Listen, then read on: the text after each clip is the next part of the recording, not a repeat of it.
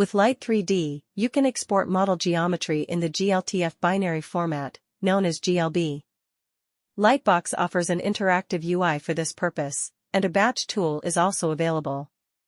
The first example shows the interactive export of an OBJ file.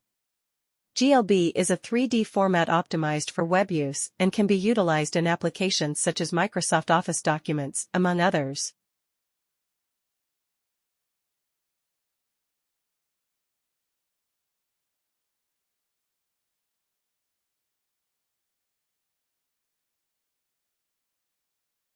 Here, the use of the batch tool is demonstrated.